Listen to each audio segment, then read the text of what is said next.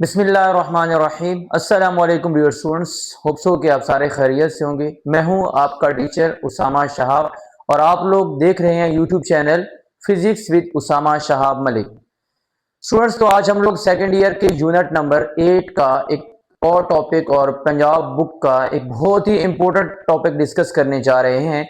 और ये टॉपिक हमारे पास शॉर्ट क्वेश्चन में इंक्लूड किया जाता है as well as a long question भी इंक्लूड किया जाता है। तो आइए हम लोग देखते हैं। प्रीवियस लेक्चर जो हमने अपलोड किया था उसमें फर्स्ट लॉ ऑफ थर्मोडायनामिक के बारे में हम लोगों ने पढ़ा था। फिर उसके नेक्स्ट लेक्चर में हम लोगों ने उसके 4 केसेस के बारे में पढ़ा था और आज हम लोग पढ़ने जा रहे हैं सेकेंड लॉ ऑफ थर्मोडायनामिक। तो students, basically second law of thermodynamics जो है इसकी दो स्टेटमेंट हमारे पास पाई जाती हैं कि इसकी दो स्टेटमेंट्स होती हैं। एक हमारे पास, एक को हम लोग बोलते हैं केल्विन स्टेटमेंट और एक हमारे पास होती है सेल्सियस स्टेटमेंट। ये हमारे पास दो स्टेटमेंट होती हैं जिनको यूज करके सेकेंड लॉ ऑफ थर्मोडायनामिक को डिफाइन करते हैं। तो बेसिकली हम लोगों ने यहाँ पे देखना है कि सेकेंड लॉ ऑफ थर्मोडायनामिक क्या कहता है, उसकी मैथमेटिकल फॉर्म क्या बनती है हमारे पास, और अगर हम लोग इसको फर्दर डिफाइन करते हैं, फर्स्ट लॉ से कनेक्ट करते हैं, तो ये कैसे फर्स्ट लॉ से कनेक्ट होता है। तो आइए बोर्ड पे चलते हैं हम लोग। It is impossible to construct a heat engine operating continuously in a cycle which take heat from a heat source at high temperature and perform an equivalent amount of work without rejecting any heat sink at low temperature। ये statement थोड़ी सी मुश्किल आपको पढ़ने में लगी होगी कि इसमें क्या लिखा हुआ है। तो बहुत ही आसान सी चीज लिखी है कि जब हम लोग कोई भी इंजन होता है तो वो जो इनपुट ले रहा होता है, यानी कि जहां से हॉट रिजर्वायर, जहां से पेट्रोल या कोई भी जहां से वो हीट ले रहा होता है, वो हीट जो ऑब्जॉर्व कर रहा होता है, वो ऑब्जर्वेशन के बाद जब वो ऑब्जॉर्व कर लेता है, ऑब्जॉर्व करने के बाद सारी की सारी हीट को वर्क डन में कन्वर्ट नहीं करता। क्या मतलब कि जो हमने इनपुट दिया वो सारा का सारा यूजफुल आउटपुट में नहीं जाएगा। जो हमने उसका हॉट रिजर्वायर से जो उसने एनर्जी ली है वो सारी की सारी को वर्क डन में कन्वर्ट नहीं करता है। कुछ एनर्जी को वर्क डन में कन्वर्ट करता है और कुछ एनर्जी को वो सिंक में फेंक देता है। और सिंक हम लोग इसको फॉर एग्जांपल जो गाड़ियां होती हैं इनके सिलेंसर जो होते हैं, तो उसके एग्जांपल के जो उसने हीट अब्सॉर्ब की वो सारी की सारी हीट जो है वो सारी की सारी यूजफुल वर्क डन में कन्वर्ट नहीं होती है, बल्कि कुछ हीट जो होती है उसको वो सिंक में फेंक देता है और कुछ को वो वर्क डन में कन्वर्ट करता है। ऐसा पॉसिबल नहीं है कि वो सारी की सारी हीट जितनी उसने अब्सॉर्ब की है सारी की सारी को यूजफुल वर्क डन में कन्वर्ट कर दे, ऐसा पॉसिबल नहीं होता। यहां पे मैंने एक रेड पेन से एक छोटी सी स्टेटमेंट लिखी है कि दुनिया के अंदर ऐसा कोई इंजन एग्जिस्ट नहीं करता जिसकी एफिशिएंसी 100% हो। क्या मतलब कि जितना उसको इनपुट दिया जाता है वो सारे का सारा यूजफुल आउटपुट में कन्वर्ट करे। आपको इससे पहले पता होगा, फॉर एग्जांपल हम लोग जब बाइक चलाते हैं तो बाइक को जितना हम पेट्रोल देते हैं, क्या वो सारे का सारा यूजफुल वर्क डन, क्या वो सारे का सारा मैकेनिकल एनर्जी में कन्वर्ट होता है? नो, ऐसा नहीं होता। जो हम बाइक को पेट्रोल देते हैं उससे जो एनर्जी प्रोड्यूस होती है वो सारी की सारी मैकेनिकल एनर्जी में यानी कि मूव करने में कन्वर्ट नहीं होती है, बल्कि कुछ साउंड एनर्जी में कन्वर्ट हो जाती है और कुछ हीट एनर्जी में कन्वर्ट हो जाती है जो कि यूजफुल नहीं होती है। तो इसका मतलब क्या हुआ कि दुनिया के अंदर ऐसी कोई सी भी मशीन, ऐसी कोई सी भी चीज नहीं है जिसकी एफिशिएंसी आपके पास 100% हो, जो कि जितना उसको इनपुट दिया जाता है उसके अकॉर्डिंगली 100% वो आउटपुट दे, ऐसा पॉसिबल नहीं है। तो हीट इंजन की भी एग्जांपल इसने क्या दी है कि जितना उसने हॉट रिजर्वायर से हीट को ऑब्जॉर्व किया वो सारी की सारी हीट वर्क डन में कन्वर्ट नहीं होगी, बल्कि कुछ हीट को वो किस में कन्वर्ट कर देगा? सिंक के अंदर फेंक देगा, यानी कि कोल्ड रिजर्वायर में फेंक देगा। अगर इसके डायग्राम देखते हैं तो ये हॉट रिजर्वायर है, हॉट टेम्परेचर रिजर्वायर। ये हमारे पास आ गया CTR होता है, कोल्ड टेम्परेचर रिजर्वायर आ गया। दरमियान में इंजन है। अच्छा, आपको पता होना चाहिए कि ऊपर जो हॉट टेम्परेचर रिजर्वायर होगा इसका टेम्परेचर जो T1 होगा वो हमेशा ग्रेटर होगा एज कंपेयर टू T2 के, क्योंकि ये कोल्ड रिजर्वायर है, सो इसका टेम्परेचर कम होगा as compared to hot reservoir के। तो यहां से जो हीट Q1, यहां से सिस्टम के अंदर जो हीट आती है उसका मतलब क्या हुआ? Q1 आई इंजन के अंदर। अब इंजन ने क्या किया? कुछ हीट को वर्क डन में कन्वर्ट कर दिया और कुछ Q2 के फॉर्म में कोल्ड रिजर्वायर के अंदर फेंक दी। ऐसा नहीं हुआ कि जितनी हीट मैंने दी वो सारा का सारा वर्क डन नहीं हुआ, बल्कि जो मैंने हीट इसको दी सिस्टम को, सिस्टम ने कुछ हीट को तो वर्क डन में कन्वर्ट कर दिया और कुछ हीट को उसने कोल्ड रिजर्वायर के अंदर फेंक दिया।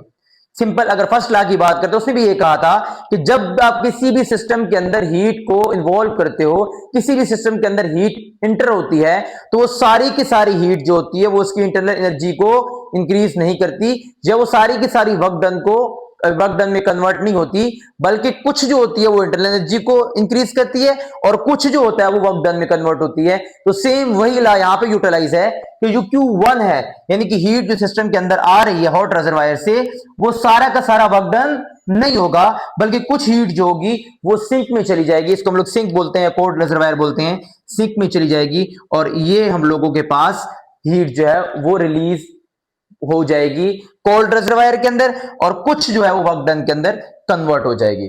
तो basic in simple word we can say that कि एफिशिएंसी किसी भी चीज की अगर आप लोग देखना चाहते हो, किसी भी हीट इंजन की एफिशिएंसी जो होती है विदाउट कार्नोट साइकिल के, कार्नोट हीट इंजन जो था वो बेसिकली इमेजिनरी है, वो रियलिस्टिक नहीं है। आइडियल इंजन हम लोग बनाया था, वो नेक्स्ट टॉपिक में डिस्कस करेंगे, बट वो हमारे पास इमेजिनरी है, वो रियल नहीं है। किसी भी रियलिटी के अंदर कोई भी हीट इंजन ऐसा जिसकी एफिशिएंसी 100% हो, ऐसा नहीं होता कि वो सारी की सारी हीट जो अब्सॉर्ब की तो सारी की सारी को वर्क डन में कन्वर्ट कर दे, बल्कि ऐसा होता है कि जो हीट सिस्टम के अंदर आ रही है कुछ तो वर्क डन में कन्वर्ट हो जाएगी और कुछ हीट जो है वो कोल्ड रिजर्वायर यानी सिंक के अंदर चली जाती है।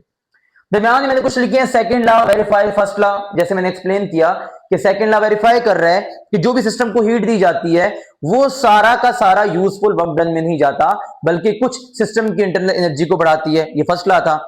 यहां पे भी यही है कि जो हम सिस्टम को हीट दे रहे हैं, जो एनर्जी दे रहे हैं, वो सारी की सारी एनर्जी जो है वो हमारे पास वर्क डन में कन्वर्ट नहीं होती, कुछ जो है वो सिंक में भी जाती है। Give proper method for conversion of heat into work.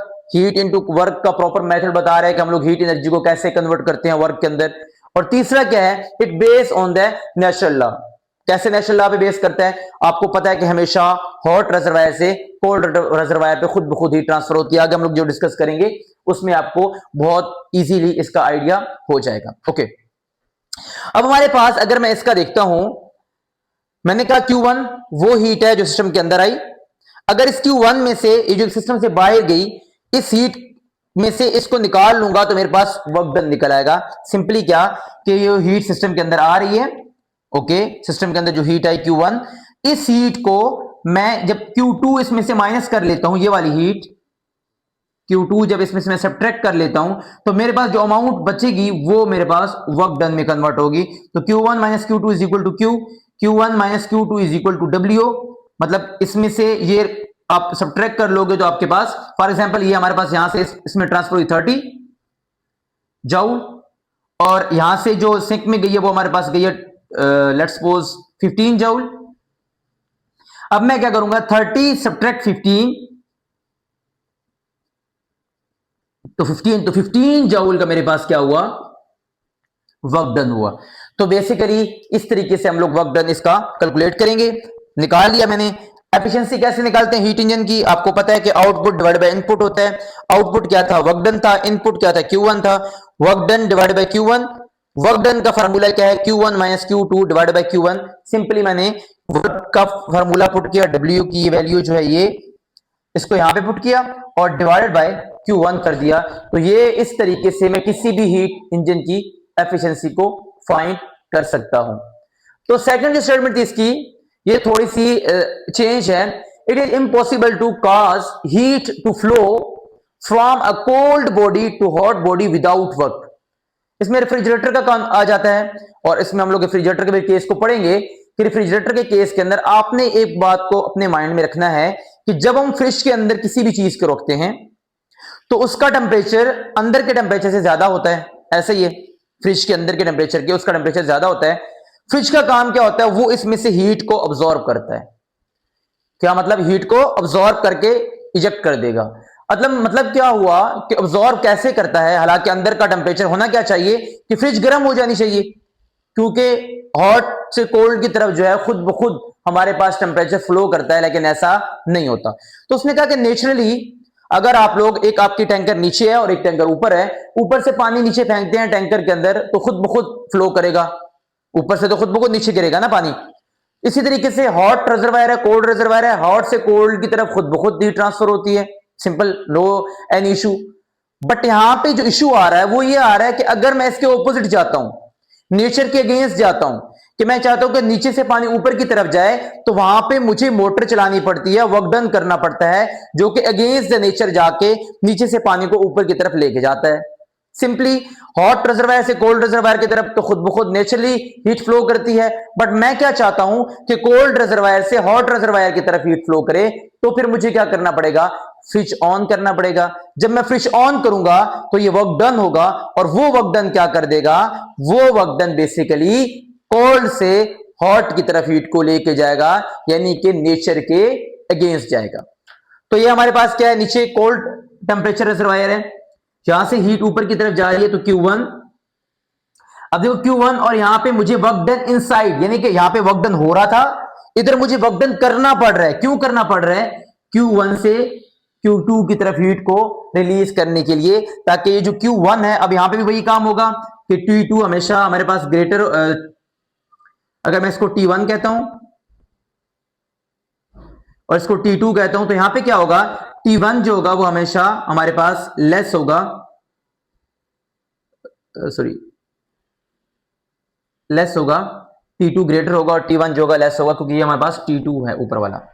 तो अब क्या करना पड़ेगा, अगर मुझे हॉट, यहां पे देखें एरो का साइन नीचे की तरफ है, अब यहां पे एरो का साइन ऊपर की तरफ है कि मुझे कोल्ड रिजर्वायर से हीट को निकालना है और हॉट रिजर्वायर की तरफ लेकर जाना है, तो नेचर के अगेंस्ट है, हमेशा हॉट से कोल्ड की तरफ आती है, मुझे क्या करना है, मुझे कोल्ड से हॉट की तरफ लेके जाना है। तो इसके लिए मुझे ये वर्क डन करना पड़ेगा, जो मैं work done on the system करूंगा, उससे फिर क्या होगा कि ये कोल्ड रिजर्वायर से हीट को उठा के हॉट रिजर्वायर के अंदर हीट को डालेगा। तो ये सेकंड स्टेटमेंट थी हमारे पास सेकंड लॉ ऑफ थर्मोडायनामिक की, जिसमें हम लोग क्या करते हैं कि नेचर के अगेंस्ट वर्क डन सिस्टम पे करना पड़ता है।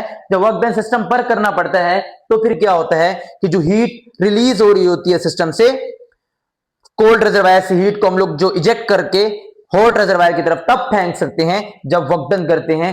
जैसे मैंने आपको एग्जांपल दी रेफ्रिजरेटर की, कि अगर आपने हॉट से कोल्ड की तरफ जाने, तो नेचुरल है, आप कमरे के अंदर रखेंगे तो हॉट से कोल्ड की तरफ चला जाएगा, बट सिंपल क्या होना चाहिए कि कोल्ड से हॉट की तरफ जाना है, तो इसके लिए हमारे पास मुश्किल हो जाता है। अब ये जो नेचर के अगेंस्ट है, हमने यहां पे लिखा था it based on the natural law, तो ये नेचर के अगेंस्ट हो गया। तो हमने क्या करना है, अब नेचर के अगेंस्ट जब भी कोई काम करते हो तो उसके लिए वर्क डन करना पड़ता है। तो हमने क्या किया, उस सिस्टम को वर्क डन किया ताकि वो कोल्ड से हॉट की तरफ हीट को लेके जा सके। जहां पे मैंने सिस्टम ने वर्क डन किया था, क्योंकि नेचुरल है, हॉट से कोल्ड की तरफ आ रहा है, लेकिन यहाँ पे कोल्ड से हॉट के इसके ऑपोजिट है, जा रहा है, तो मुझे सिस्टम पे वर्क डन करना पड़ेगा, ना कि सिस्टम वर्क डन करेगा। तो अभी तक के लिए इतना ही, मिलते हैं इंशाल्लाह से नेक्स्ट वीडियो में। अभी आपने इसके कमेंट सेक्शन के अंदर इसकी एक और लिंक दिया जाएगा, इसके जो नेक्स्ट टॉपिक है उसका, तो आपने मस्ट फॉलो कर लेना है, और इसका प्रीवियस टॉपिक और नेक्स्ट टॉपिक भी मस्ट कर लेना, ये पेपर पॉइंट ऑफ व्यू से बहुत ज्यादा इंपॉर्टेंट है। अल्लाह हाफिज।